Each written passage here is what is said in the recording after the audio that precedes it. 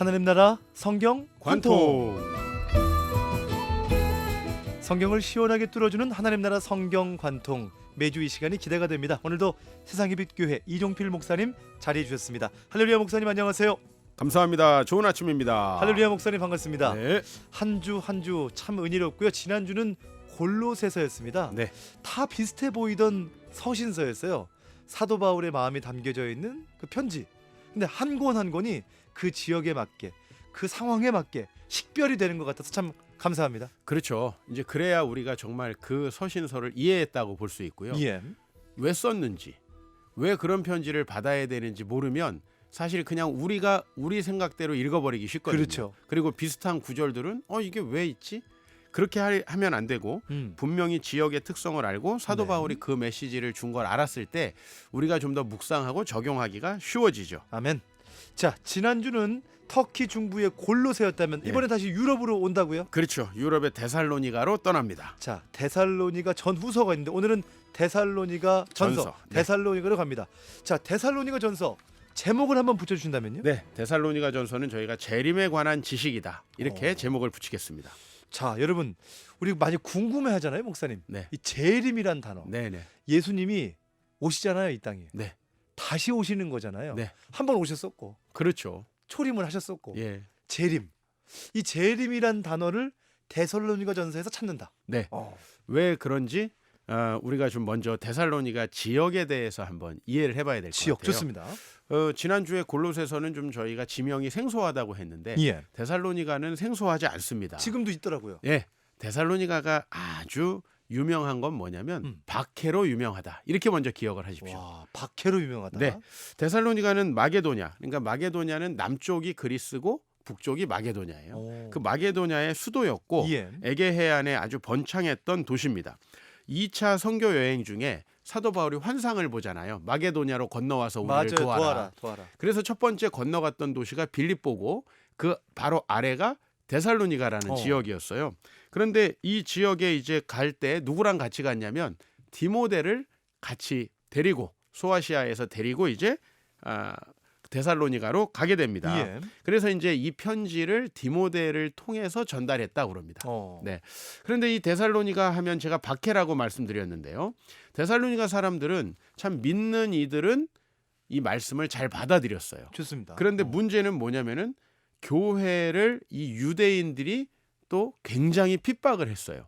그래서 사도 바울도 오래 있지 못하고 빨리 남쪽의 베레아라는 지역으로 가서 이렇게 얘기를 해요. 베레아 사람들은 더 신사적이다. 이게 왜냐하면 상대적이에요. 데살로니가에서 워낙 핍박을 받고 구타를 당하고 폭행을 당하다 보니까 베레아에 내려와서는 이 사람들은 상당히 신사적이라고 얘기했던 것 같아요. 그러니까 이 데살로니가 하면 아주 유대인들에 의한 강력한 핍박이 있었다. 그래서 늘 그 짧게 전도하고 왔던 지역에 대한 좀 뭐라 그럴까요? 염려도 있고 궁금증도 있죠. 저도 한 10년 전에 루마니아라는 지역에 가서 복음을 전했는데 아주 작은 마을에 들어갔었어요. 예. 교회가 전혀 없는. 근데 그곳에서 저희가 복음을 3일 동안 전하고 한 가정을 오픈해서 예배드린다는 소식을 들었어요. 네네. 몇 년 후에 가봤는데 예배 모임이 지속되고 있는 걸 봤을 때 얼마나 반갑던지. 그렇죠. 아마 그런 마음이지 않았을까 싶습니다. 가장 박해받았던 도시, 사도 바울이 어떻게 보면 참 고생했던 도시. 네네. 그 점을 기억하면서 데살로니가 전서 한번 요약해 주신다면요? 네, 제가 피디님께 한번 질문해 보겠어요. 그 박해받고 상황이 힘든 그런 가정에 우리가 신방을 간다, 방문을 했다. 어떤 말씀 해주세요? 그럼 이제 뭐 위로해주고 그렇죠. 천국 소망을 가져라. 그렇죠. 결론. 그렇게 나오는 거예요. 왜냐하면 그 지역은 핍박을 당해서 아마 순교하는 분들도 있었을 거예요.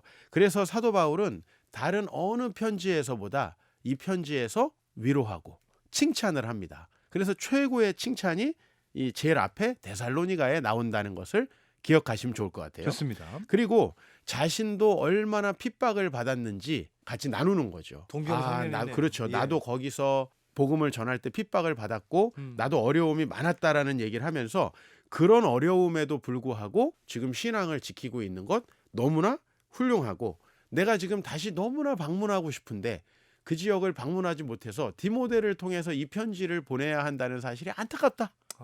이게 3장까지예요. 사실은 이 데살로니가 전서에 진짜 하고 싶은 얘기는 4장부터 나오는 건데요. 예. 그건 뭐냐면 바로 박해받고 순교한 이들은 어떻게 된 건가. 우리 보통 예수님을 믿고 우리가 정말 새로운 신앙을 갖게 되면 하나님의 축복을 받게 될 거라고 기대하잖아요. 그렇죠. 누구나 그렇습니다. 예. 그거는 뭐 맞는 또 말씀이고요.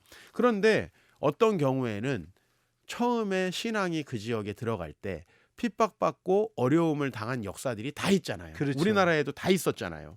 그러니까 축복을 받기는커녕 많은 분들이 순교하고 희생했는데 이건 뭐지?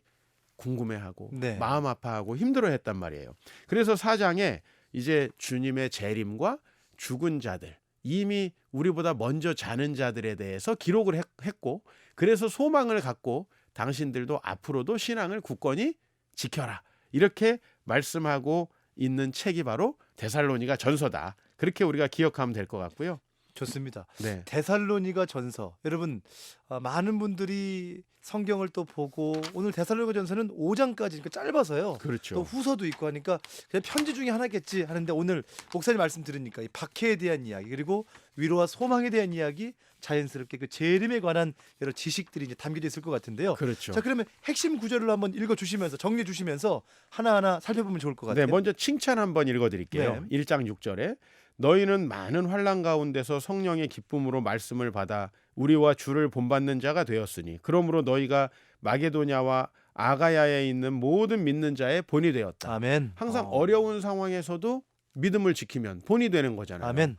우리가 요한계시록의 빌라델비아 교회나 서머나 교회 생각해도 그렇죠. 마찬가지예요. 그래서 그렇게 칭찬하고 있고요. 또 그들에게 어떻게 그런 믿음이 생기게 되었냐? 유명한 말씀이죠. 2장 13절. 예. 우리가 하나님께 끊임없이 감사함은 너희가 우리에게 들은 바 하나님의 말씀을 받을 때 사람의 말로 받지 아니하고 하나님의 말씀으로 받으리니 진실로 그러하도다. 이 말씀이 또한 너희 믿는 자 가운데서 역사하느니라. 아멘. 이 말씀 잘 기억하시죠? 그런데 이제 데살로니가전서의 역시 핵심은 재림에 관한 것. 이 부분 읽어드려야 될 것 같아요. 4장 13절부터입니다. 형제들아 자는 자들에 관하여는 너희가 알지 못함을 우리가 원하지 아니하노니 이는 소망 없는 다른 이와 같이 슬퍼하지 않게 하려 함이라. 아멘.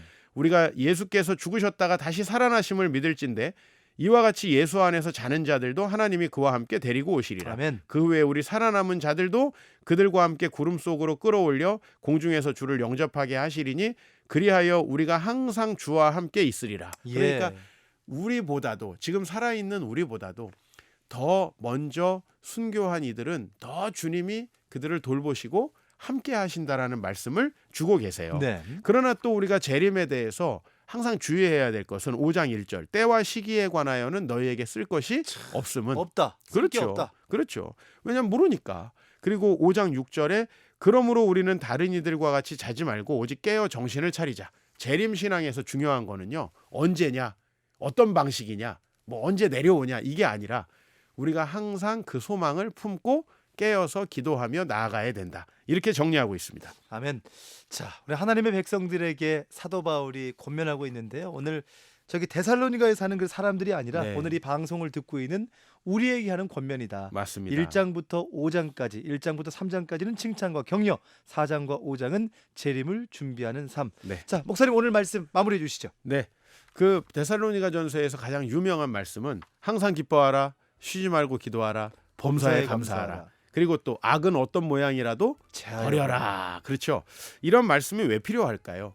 때로는 위기의 상황, 어려운 상황이 있어요. 그래도 항상 주님을 바라보며 기뻐하고 그리고 쉬지 말고 시험과 위기에서 벗어날 수 있도록 기도하고 범사의 불평과 원망을 없애고 감사하는 이게 아멘. 필요하지 않겠습니까? 이번 한 주 우리의 상황이 참 다릅니다. 그러나 아마 방송 가족분들 중에 신앙 때문에 어려움 겪고 갈등 겪고 있는 분들 곧 주님께서 임재하셔서 해결하실 줄 믿습니다.